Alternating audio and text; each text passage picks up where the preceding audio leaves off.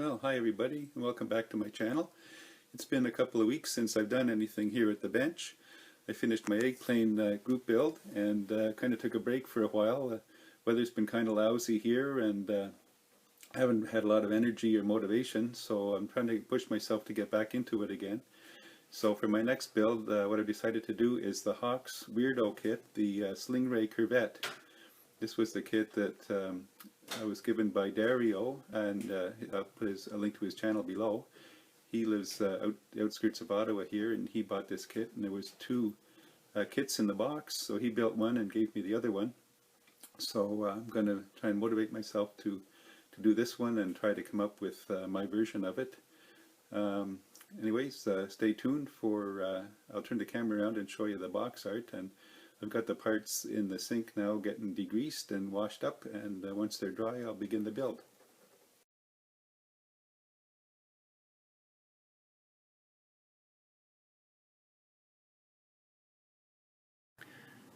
Well, I'm back again with a quick progress report, and it is going pretty quickly. I've managed to do some of the sub-assemblies, gluing the halves together, the top and bottom part of the hat, the umbrella halves, arm halves, leg halves, and then joining the two legs together, the two body halves, the two head halves, and then the other parts are in here, the piece for a base, and there's a purse and the hand for the umbrella and the flag and the pipes that go on the hat. We'll see about those later. I'm still trying to decide on a paint scheme. So I've got everything glued together, just waiting for the glue to dry for a few minutes on the umbrella part, bottom part. Like I said, the handle for the umbrella is in this little container here. There's a lot of seam cleanup to do. They actually go together quite well, and what I do is I use the Tamiya cement, and I put it on both halves and kind of squish them together, and that pushes out the seams. You can see it here.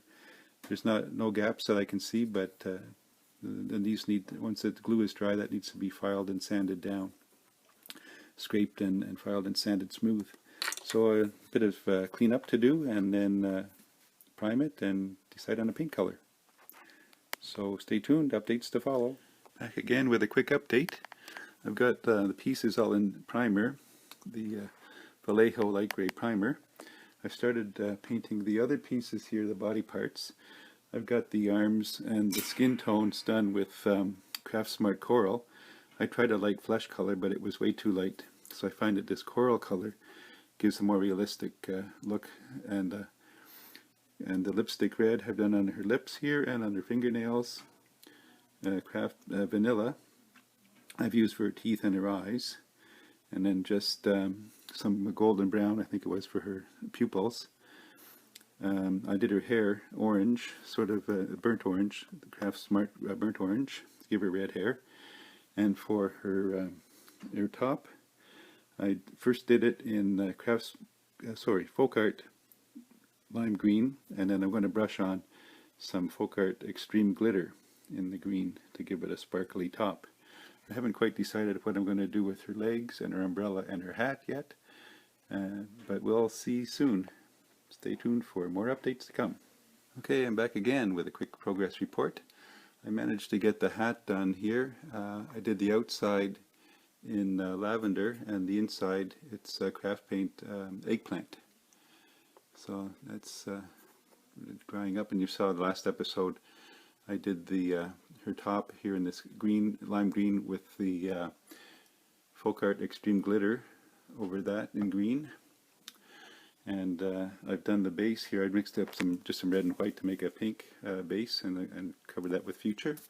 And I figured out what to do. I'm doing with the legs here. I haven't taken a picture of it before, but I had sprayed it with, or brushed on the Stynylrez silver primer, which has a bit of a flake to it, a shine to it.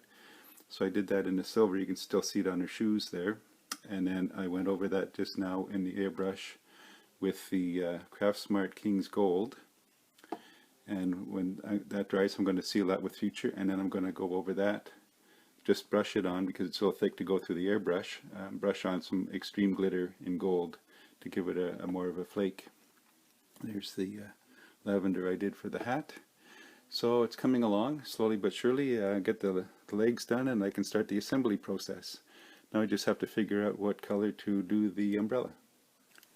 Okay, as you can see here, I've jumped ahead and completed the model, and unfortunately I got busy finishing it off here with the final painting and didn't take any interim pictures, but it turned out quite well. I just got the umbrella and the handbag on loosely, haven't glued them on yet. I was able to glue her feet to the base and just support it overnight there until the glue set, and it's holding quite well. Got the attachments on her hat and the gold flake on their pants. Hopefully that you can see that on there. So it came out quite well. A little bit of seam work to do and cleaning up, but painted up nice. Once I had the orange hair done, I got inspiration from a 60s TV star. If you can imagine who that would be, that gave me the inspiration for the colors here and for the completed build. Here's a little hint. There's a little mole on her cheek there. I've got her sunglasses on there as well. So thanks for following along, and stay tuned to see what's up next.